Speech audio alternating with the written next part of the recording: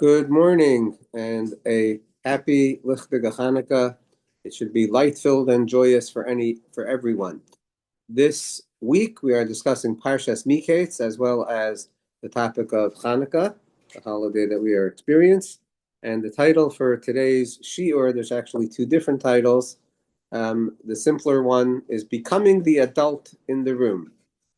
It's either that or Maturity and Mastery. So we'll go with Becoming the Adult in the Room. This month, the month of Kislev, is sponsored by Dr. Yoram Padeh in honor of his parents, Dr. Asher Padeh and Dr. Yolanka Schwartz, Zichronam Livracha. May all our nation have tremendous hakaras hatov to Hashem for all he has done for us over the millennia and especially now. A special thank you to Rav Akiva Zweig for helping to guide us through Torah wisdom on the path of redemption to our utopian destination. Thank you again, Dr. Padeh, for all your support and encouragement. And now more than ever, we need positivity with the world seemingly becoming more and more dark and dangerous. This week's class is dedicated for Refu'ah Shlomo for Perel, Sasha, Bas Meril, Rivka, Yehoshua ben Faiga, Chaya, and Shlomo ben Baila. Of course, this past week we were all rocked terribly by the horrible shooting massacre in Australia on the beach of Bondi in Sydney, and there's just no way to describe the horror that those people must have experienced and the terror that it's really inspiring, unfortunately, in all of us to be much more anxious and much more concerned. And I know that natural responses to these, emotional responses to these types of events are not very controllable. Nonetheless, I do think we have to ask ourselves, what is the appropriate way to think about it? What is the appropriate way, even emotionally, to respond to it? And then ultimately, what can we do, which is always the question. So on that note, we are going to be discussing today the adult in the room, becoming the adult in the room, and we're going to talk about the progression of Yosef HaTzadik and his absolute greatness. An interesting overview question is that the Torah, in the Torah scroll, is broken up by spaces. And sometimes you have a smaller space, and sometimes you have a much larger space where the rest of one line is empty, and then the new section begins the next line. That larger opening is called a psucha, and it really begins a very new, big topic in the Torah in almost all cases. That's basically what it's supposed to signify. Now, here's just an interesting observation.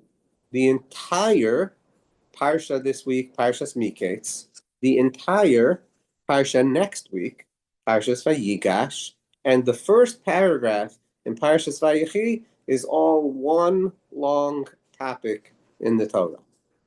So even though in last week's Parsha we have the story of Yosef in detail, concluding with a psucha, right, one of these sections with the story of the butler and the baker in jail with Yosef and the interpretations, and so seemingly we're still in the middle of the Yosef saga after him being sold, after the events that happened with his brother Yehuda, after his events in the house of Potiphar, and then in the jail with the butler and the baker. Now the Torah begins with a brand new, this is a new topic. Vayhi MiKeitz Chanukah was at the end of 2 years of days, and Paro was dreaming, and behold, he was on the river.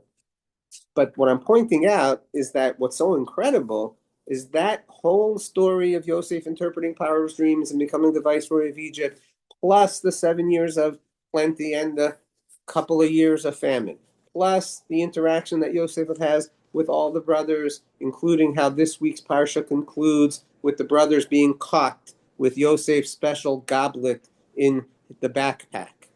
Plus next week's Parsha, Yehuda going to lobby on behalf of his brother Binyamin, and then Yosef's ultimately big reveal that he is Yosef, the ruler of Egypt, and sending them back up to Yaakov, and Yaakov coming down with the brothers, and the brothers meeting Paro, and Yaakov meeting Paro, and the description of the 2 years of famine in Egypt, plus the fact that Yaakov is 147 years old and is supposed to be buried in Egypt, and he makes Yosef swear, do not bury me in Egypt. Make sure that you take me up to bury me in the land of Israel. And he bows to Yosef at the foot of the bed. That's all one long topic in the Torah. It's rather incredible as an overview question, so we're going to come and discuss that as well.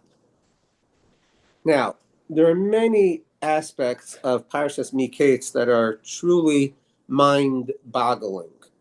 One of them is the simple fact that the Torah spends so much time on the economics of Egypt, on the dreams of the Pharaoh of Egypt, on the inner political machinations of the butler and him proffering Yosef as a potential candidate to do interpretation. And we have this dream repeated twice when it actually happens, when he says it over, and then Yosef's making sense out of it, right? So there's so many sentences. Pardon me 1 second.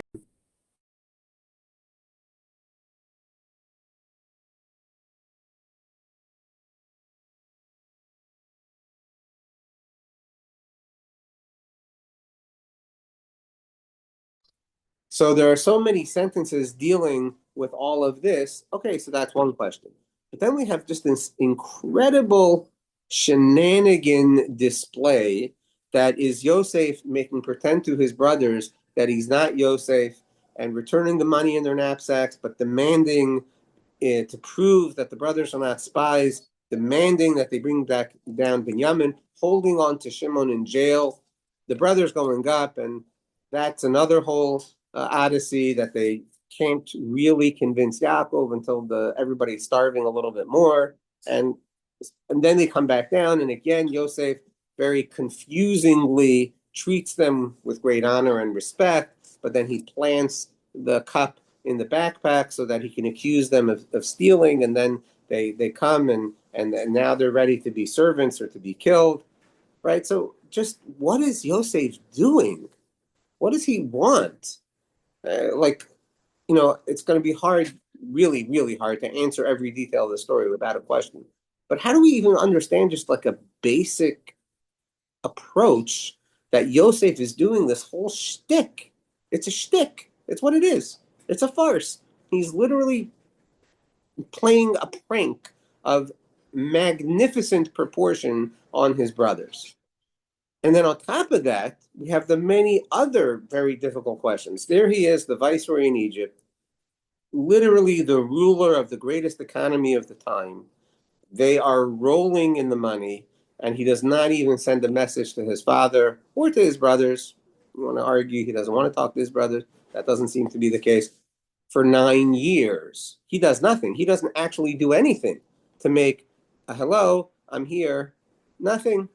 It's as if they don't exist. They come down, and suddenly we're in the midst of this unbelievable charade that he is performing without them knowing.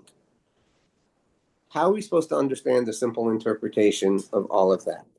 So I'd like to begin with one more question, and then we'll go to a very major background point on Yosef. And this question is a turning point in the story in our Parsha. We have the dreams that Paro has. We have the calling of Yosef from jail. Yosef is an amazing interpreter. Paro appoints him as a king and a viceroy. And then he gives this whole strategy of gathering the food and being prepared for the years of the famine. And the Torah goes on to say that all of that happened. And then the 7 years of plenty were finished and began the 7 years of famine. And the whole of Egypt was starving for bread. And Paro said to all of Egypt, go to Yosef, whatever he tells you to do, do. Now I want to read you 2 sentences. This is chapter, give me one moment here, I'm sorry, one moment.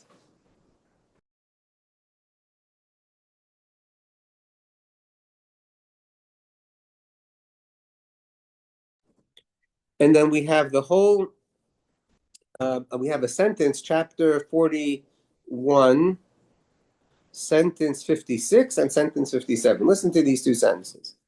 And the famine was on the face of all the earth, and Yosef opened everything, and he doled out to Egypt. By the way, the Sforno says a beautiful idea. He showed them all the storehouses open so that they would know that they were covered for the next many years. Sentence 57, and the whole land came to Egypt to buy or transact with Yosef because the famine was very heavy in the land. So what does it mean, the whole land? So Ramban brings a midrash, and this is going to be very interesting for everybody to hear. The midrash says that there were 3 territories that this sentence is referring to. When it says the whole land, it's referring to 3 sentences. Arabia, Palestinia, called Palestine. This is a midrash of more than 2,000 years ago. Palestine, and Phoenicia, Lebanon. Okay, that's a midrash that the Ramban brings. That's what it means that the famine was in the whole land. It was not just in Egypt, it was everywhere. And the Torah is very clearly saying that people came to transact with Yosef. Now you can imagine today, I'm building this up for a very, very particular reason. You could imagine today that, God forbid, there was a situation like that, everybody would be laser focused on what's happening in Egypt. Do I agree? Do you agree with me? Right? You have these 3 huge territories that are starving for food, right? Everybody would be like very attentive to what's happening. But the very next sentence, which is chapter 42, sentence 1, which again I'm pointing out, that the Torah makes no separation there. The Torah does not consider this to be 2 different topics. The Torah then says, and Yaakov saw that there was food in Egypt. And Yaakov says to his sons, Lama tisra'u. Yaakov says to his sons, Lama tisra'u, those 2 words. Now I'm going to give you 4 explanations of those 2 words. But what he says, he sees that there's food in Egypt, and he says to his sons, Lama tisra'u. So Rashi brings 2 explanations. We're first going to do one shot, even though it's out of order in Rashi. Lama tisra'u, why will you let yourselves wear thin? Why will you let yourselves basically waste away? Ramban does not like that pshat. He says that's not what the word means. He just kind of rejects that pshat out of hand. But that's one pshat Rashi says. The second pshat that Rashi brings, although he mentions it first, is why are you making yourselves visible? From the word ro'et, Yisra'u. This is what Yaakov was saying to his sons. Why are you making yourselves visible in the eyes of the children of Esav and in the eyes of the children of Ishmael? And Ramban says probably they would pass through Canaan on the way to Egypt, and they would be, I guess, checking on their family, and they would be aware that the children of Yaakov were not starving, and the children of Yaakov had food. And Yaakov was saying, why are you making yourselves appear like everything's sort of okay in front of your relatives? The whole world is going to Egypt for food. That's the second pshat Rashi brings. Ramban doesn't like that pshat. He says, why are you making yourselves visible here? So he uses the same idea, visible here in Eretz Canaan, like walking around as if nothing's wrong when everybody's going to Egypt for food. Why are you like here when you should be there? Why are you visible here when you should be there? Okay, that's a third pshat. And the other pshat is a sporno, and he says, why are you all looking at each other waiting for somebody to do something? He says it's like partners that don't take care of their business because each one is assuming that the other partner is going to step in and do what's needed. So Yaakov was saying to the brothers, like, why are you all sitting around and not, taking care of the food? That's Yaakov asking his sons.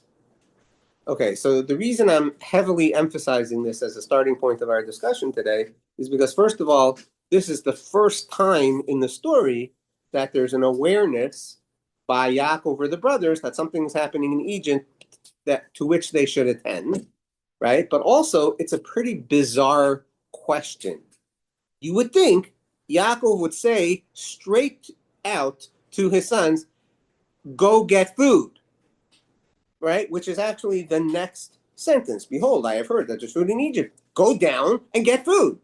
So why is he asking them a question?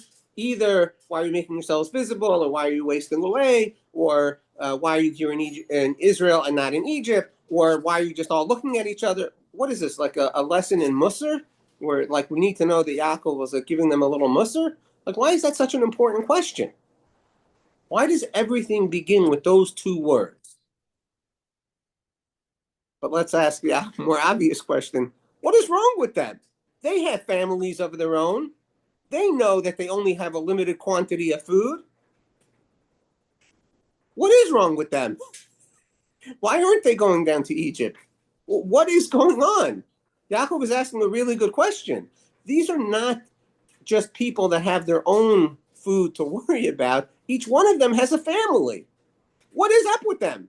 I told you have these three countries that are literally, territories, Arabia, Phoenicia, Palestine. They're all starving. They're all going to Yosef to transact for food. And these guys are sitting around. It is astonishing. So I'd like to begin with a different sentence in order to explain this, which is the second sentence in Parshas Vayeshev. Parshas Vayeshev says, these are the offspring of Yaakov. Yosef was 17 years old. He was a lad with the children of Bilhah and Zilpah, the wives of his father, and Yosef brought the evil reports about them to their father. That's the second sentence. And this word na'ar is a fascinating word, especially because it appears in this week's Parsha. The Torah says it about Yosef in Parshas Vayeshev, and the butler says it about Yosef in our Parsha. In both cases, it's the same word. And Rashi in our Parsha says that when the butler said to Paro, hey, Yosef is a lad, right? He was actually calling him a fool, that he's not fit for a lofty position. That even though he's recommending Yosef as an interpreter, he's in the same breath saying to Paro, and he's a fool, he's a nar, and he's not fit to earn a position of greatness. Okay? Now, the Torah, when it says it earlier that he's a nar, we have an interpretation by Rashi that says he was playing with his hair, he was concerned about his appearance, maybe he was looking in the mirror too much. So what is it about this word na'ar? And I'm not going to go into a whole thing about it now, but other shiurim I've even given recently in Surfside and other places.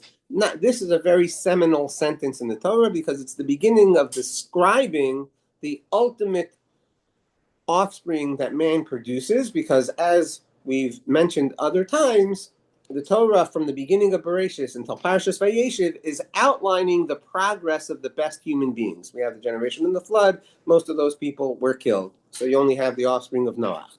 From the offspring of Noach, the only ones that count are the offspring of Shem, the son of Noach, from which Abraham descends. From the offspring of Abraham, the only one that counts is Yaakov. And this sentence is saying the toldos of Yaakov are Yosef, etc., etc., etc. And by the way, Yosef is a Na'ar. So this is a very seminal sentence in the Torah. What's so important about the fact that Yosef is a Na'ar? So as we mentioned last week, Yosef as a Na'ar means that he has not developed himself fully. He has not fully actualized all of his potential. But man, does he live in the world of potential greatness. He sees himself as the galvanizing force of the Jewish people, that they're all going to surround him, they're all going to bow to him. He's actually not only a galvanizing force of the Jewish people themselves are the stars and the sun and the moon. So this is just an amazing vision of the future of the Jewish people. And Yosef is completely taken with that, has a very clear perception of that, and he even shares that with the brothers, etc. And we know how that goes and the result. But he's a nar, which means that he's not yet mature. He himself has not developed the kingly qualities necessary to be the true leader of his brothers, to really unify them. And the brothers, of course, have a huge problem with him. And he got sold.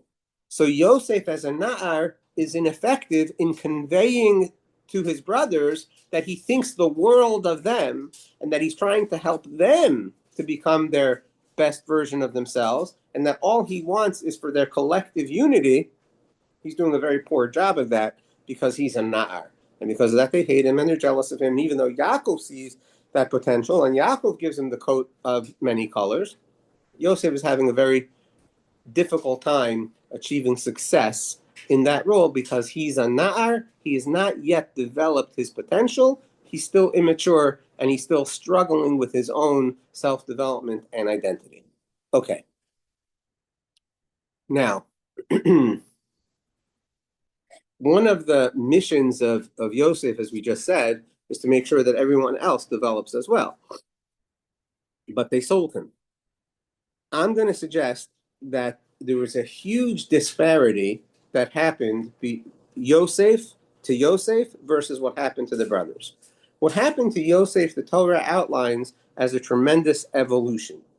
We have him immediately becoming a slave, but also being the leader of the house of Potiphar. And as the leader, he's given this tremendous challenge. And he's almost perfect in his executing of his duties as the head household servant of Potiphar, but he does allow the flames of passion to grow between him and the one wife of Potiphar, and at least according to one opinion, he's almost ready to succumb to that. And he doesn't nip it in the bud. He doesn't make it an impossibility. He does not confront and resolve the situation. And what does end up happening, thank God, is that he restrains himself and he does not commit the treachery. But as the Midrashim talk about, and as many of us know, his passing of the test, as incredible and awesome as it was, that almost none of us could imagine being that successful, it still was not perfect. And he goes into jail, and he's in jail for 12 years, and again in jail. He is in charge, and he is definitely feeling that he can help the people there, and he asks the butler and the baker how they're doing, and that story of their dreams unfolds. And again, Yosef does almost a perfect job, but almost a perfect job, not quite, because over there he says to the butler, hey, mention me to Pharaoh, and however you want to understand whatever he did wrong, which we've spoken about at length at other times, it wasn't the perfect way to deal with himself and his situation, because again, even though he is very much evolving, and he's no longer really playing with his hair, although maybe there was some of that along the way, in these episodes, at the end of the day, he's very accepting of the fact that he's 12 years in jail, except that he can't hold himself back, and he's asking the butler to help him out with that. And that, of course, leads to the 2 years where the butler completely forgets him, as the last sentence of Parshas Vayeshev tells us. He completely forgets him for 2 years. And in this week's Parsha, when he's even mentioning him, he's calling him a na'ar, because the butler also saw something in Yosef that wasn't quite perfect. Of course, the butler has his own selfish reasons for putting him down. He doesn't want to lose his own position, and he wants to hold on to power, etc., etc. We don't have to go into all of that now. But my suggestion is that once Parshas MiKeitz begins, it's a new topic in the Torah, because now you're dealing with a fully mature Yosef HaTzadik. That's why you have a psucha in the Torah. It's a brand new topic. This is Yosef, the mature Yosef. And the conclusion, the bookend of that mature Yosef, is that the brothers evolve. Yaakov evolves. And the dreams come true. Because Yosef is no longer a na'ar. And where you see that is that everybody comes down to Egypt. Everybody becomes unified around Yosef. They all bow down to him, and he supports them all, and he helps them to become a nation. And then when Yaakov needs someone to make sure that he's not buried in Egypt, he bows down to Yosef. That is the son, S-U-N, the father bowing down to the son, S-O-N. And that is one complete psucha in the Torah. The mature Yosef has achieved his greatness, and he's fulfilled his mission of galvanizing the Jewish people into one entity and helping all of them to mature to a much greater extent than they were before. Now, why do I call the brothers immature? Because immature people do two things with difficult situations. Number one, they avoid them. And number two, they become paralyzed. Let me say three things. We're going to break it down into three things. They avoid them if they can, they become paralyzed, and at best, they react to them instead of becoming proactive.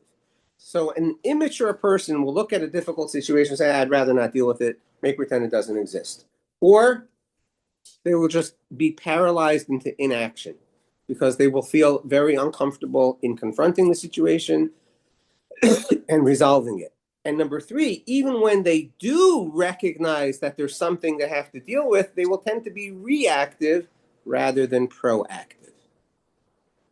Yosef was also reactive and immature.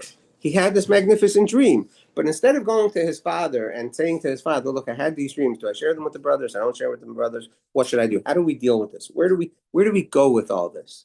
No, he just tells them to the brothers, and then he he continues to ram it down their throats after he gets the coat of many colors first dream and then the second dream. Obviously, that's not going well. And the brothers, what do? Instead of they're going to their father and saying, what is up with this kid? Who does he think he is? Right? How could it be that he thinks he's going to rule over us? Instead of that, they just say it can't be. Oh, he's the person who has dreams. He's obviously out for us, and he doesn't care about us, and he just wants to marginalize us at best. We have to get rid of him. Right? That's what immature and reactive people do. But let's think about something else, as we've mentioned before. For 22 years, the brothers know that they're wrong. They know that they're wrong. And they don't do anything about it. They don't go look for for Yosef. They don't make a step in the direction of how do we confront this problem. They keep hoping that the problem is just going to go away. Okay, so Yaakov didn't get over it at the beginning. Maybe he'll get over it later. Maybe we need to wait another year. Maybe we need to wait another year. And that turns them into people of paralysis and inactivity, to the point that when the famine is in full force and all these three territories are going to Egypt to look for food, they don't even see it. They're not reacting even. They're blind. They're paralyzed. Either they don't see it or they're paralyzed. To which Yaakov says, what is wrong with you? Lama tisra'u. How could you just be the same? Not taking any action, not doing anything, not confronting the problem. How could you be that way? I heard that there's food in Egypt. The whole world heard that there's food in Egypt. Yaakov needs to tell them, I heard that there's food in Egypt. Everybody's going to Yosef to transact. I read you those sentences. And still, the brothers are doing nothing with families of their own to feed. That's what happens when we become habituated into immaturity and inactivity. We become powerless because of our paralysis. That's where we end up. We have Dr. Finkelstein on the call today, and he said many times over these last few years that we've been speaking about anti-Semitism, everybody's been sleeping at the wheel. Literally, we could be doing things about all this stuff, about what's happening in the college campuses. We've had generations of Jews assimilating because their main goal was a good job after an Ivy League college. And what have the rest of us been doing? Oh, it's terrible. And what have we been doing? Oh, it's terrible. And what have we been doing? Are we opening new schools? Are we making sure that Jewish education is more affordable? Are we helping those people to think differently about the problem? No, instead, we end up with Jews, justice for Palestine, and there's genocide in Gaza. We end up with Jews declaring that. What have we been doing? Nothing. We've been immature and we've been paralyzed because we have been completely asleep at the wheel by allowing ourselves to become indoctrinated with the darkness of the Greek Western ideology. That's what we've been doing, which is the opposite of what chinuch is. It's the opposite of what education is. Education is about the training ground to become an active, mature person of greatness and mastery. That's what chinuch is about. Chanoch lana'ar al pi darko. Yosef was a na'ar. We have to train a person. We have to educate a person to their maturity, to being aware of what's happening, and to not being paralyzed, and instead of being reactive, to become proactive. The entire shenanigan story that Yosef is doing is very simple. He doesn't tell his brothers, he doesn't tell his father what's happening, because they have to make the first move. They have to look for him, and they have to recognize, what's happening with us Jewish people staying stuck in our paralysis? The world is falling apart. That's what's happening. The world is falling apart. There's a famine in 3 huge territories. The world is falling apart. And what do? Well, we still have enough food. We still have enough food. We're okay. We have enough food. God will help. We have enough food. And Yaakov says, Lama tisra'u, how could you not be taking action? How could you just let yourselves waste away? Or how could you just be visible and making pretend everything's okay in front of your relatives while they're starving? Or how could you be here in Eretz Canaan instead of going down to Egypt for food? Or as the Sforno says, why do you keep looking at each other and doing nothing? That's what Yaakov's question is. And that's the transition point. So they come down, and according to the Midrash, they're maybe looking for Yosef. Okay, wonderful. What does Yosef do? Yosef stirs the pot. Yosef goes straight to it. He says, you guys are spies, and the only way I'm going to know if you're not a spy is to test your brotherhood and to test if you're telling the truth. You keep one brother here, and you go home. One thing Yosef knows for sure is going to happen, like without a doubt. The one thing he can be absolutely sure that shtick is going to cause is a conversation between Yaakov and the brothers that they never had.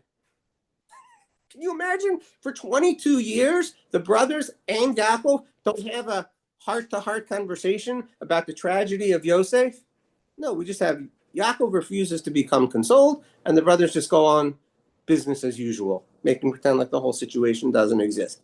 But with Shimon in jail and a demand for Binyamin to come in order to get food, Yosef can be 100% guaranteed that the father and the brothers are going to end up talking about this, which does happen a couple of times.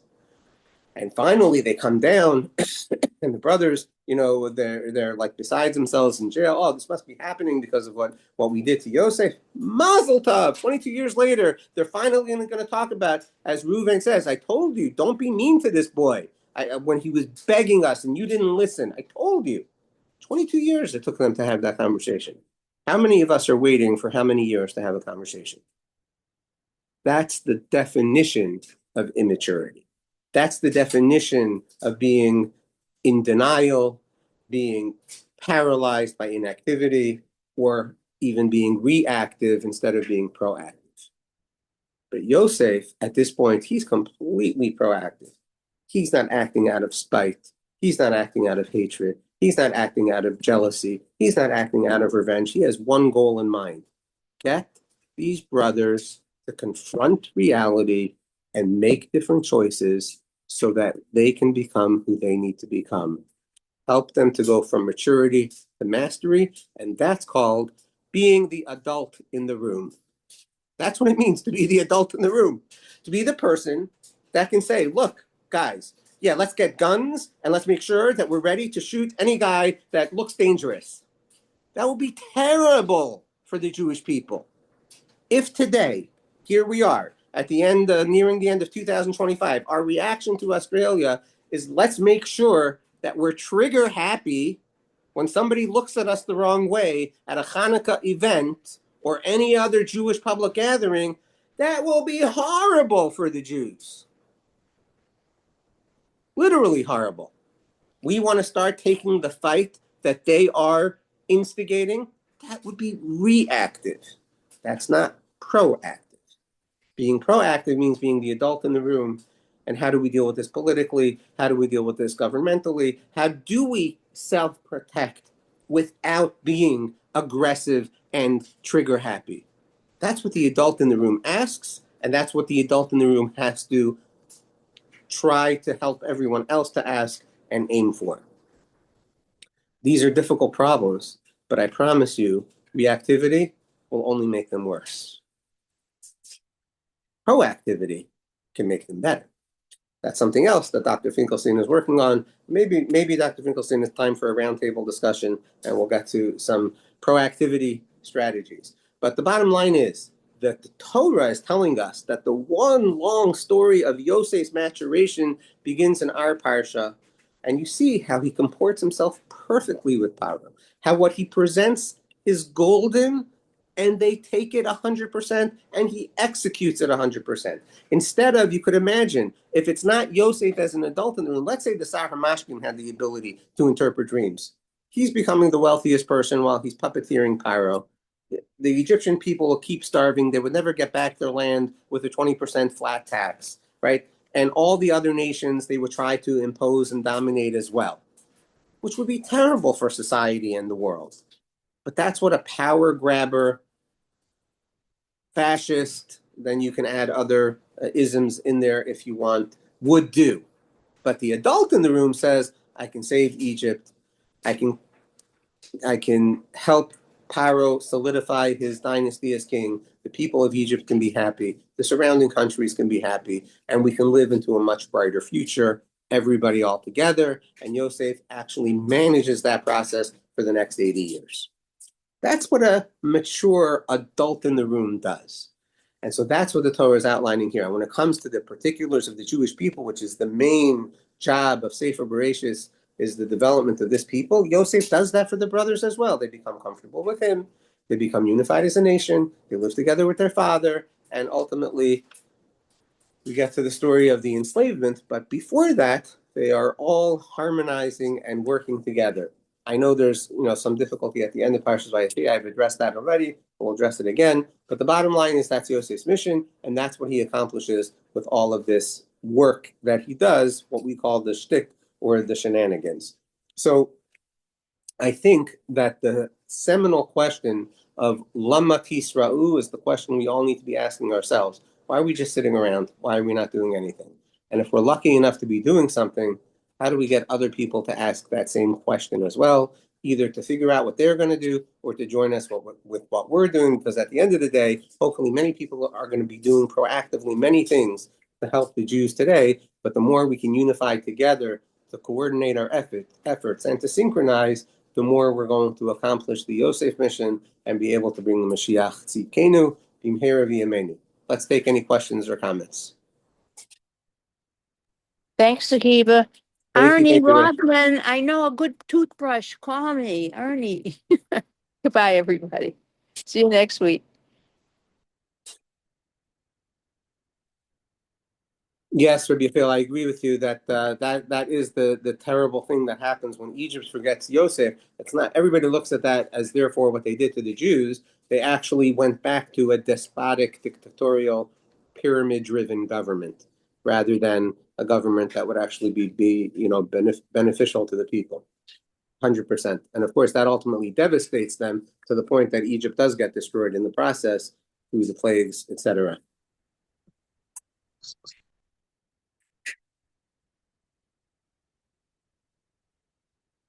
Let me ask my mother if my father is giving class today. Yes. So everybody should zoom over to that at 10:30. Anybody else with a question or a comment? Yes, I asked you, how do you explain the recalcitrance of the brothers after Yaakov died? So my whole explanation of that is really the Baila term, which you've heard me discuss before. The brothers know that they're still not fully trained, even at that point, and they are kind of asking Yosef for help on them getting better by him not treating them as though they're totally better, and he kind of acquiesces the way Chazal say. So in other words, they're real. It's basically projection. They're anticipating that Yosef should not fully accept them because they have not fully transformed themselves, which is a greatness on their part that they're continuing to want to work on that. And at the same time that they're saying in the psukim that your father said treat us nicely, they're also admitting that there's something wrong with who they are. But I would also answer that because you mentioned this interesting idea of a conversation. You see it in the pasuk. It says after they spoke that it's a Yidaber alibam. Yeah, I don't think Yosef ever spoke to them in that manner before, and that's what the tikkun was. Yeah, so it seems that he was doing a lot of that when he first reveals himself. But you're right that I think that particular phrase, it doesn't say before. It does say he kissed them and he cried on them, and afterwards they spoke with him. But it doesn't seem like it was as heart to heart as that. Yeah, it feels like it was similar to I guess it is. It's beginning a new cycle because in each of the cases we've seen before, the failures are producing the right person, right? Like so, you have Noach, and then you have the selection process, and now what's happened is because you've got the right person, we're selecting for the right group. And the right group that Yosef is dreaming about is one where we're all stars together, meaning a star is a star. A star is generating its own light. Like if you're gathering sheaves and all the other people are gathering sheaves, it's because everyone has their own industry, right? So Yeah. when they turn to him at the end and say, "Oh, well, we're ready to be your avadim," oh boys, you're really missing the point here, aren't you? You're really missing it, aren't you?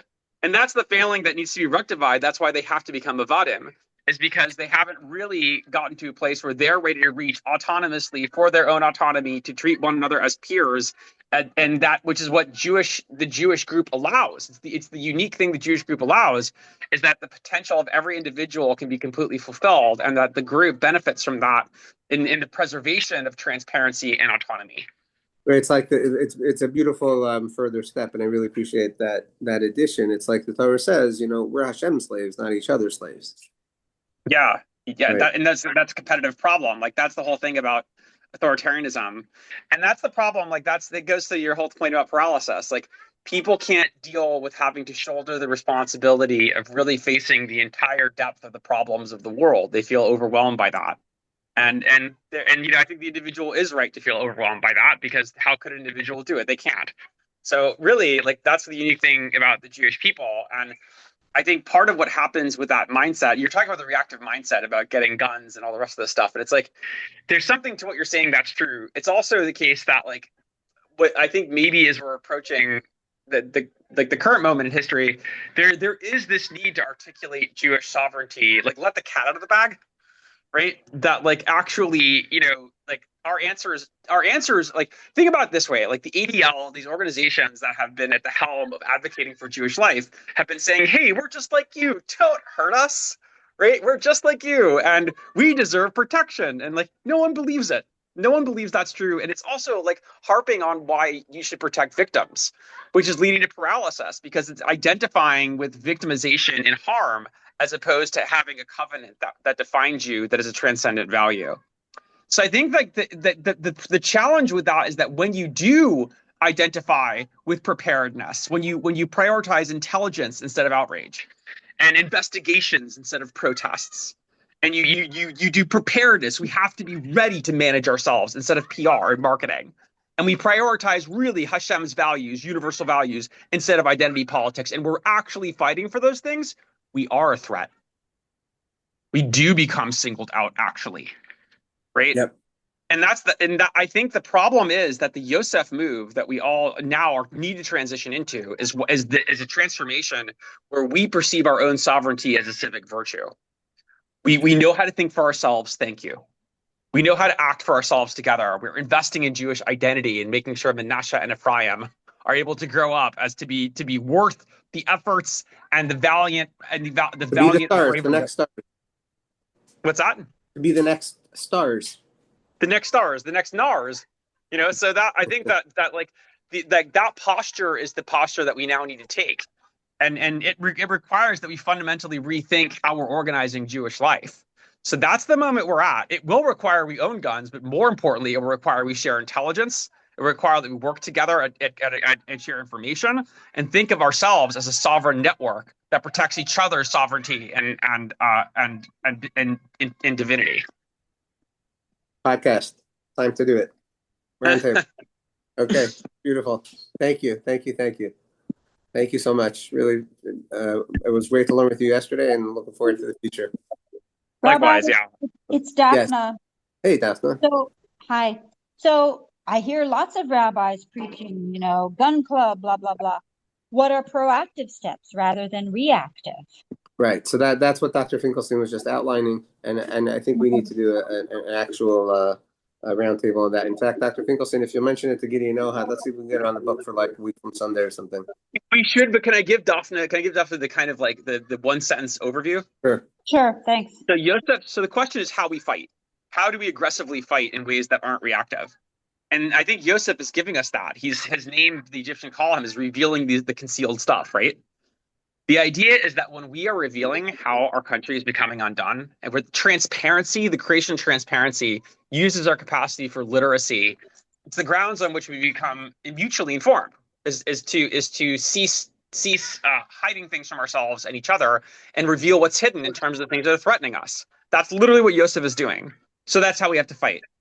We have to fight by working to investigate and reveal the ways in which these things are attacking us, how they're harming society, how they're coming for everybody. And that is what literally what Yosef did. He's like, I'm revealing the underlying dangers that are coming, how we need to prepare for them, right? And like that is Jewish attack. That is the prepared attack, is to understand exactly how they're coming for us, how they're coming for the rest of the world. To put all our efforts to make sure that we're coming for them long before they pull a trigger, long before they're able to damage or harm our project.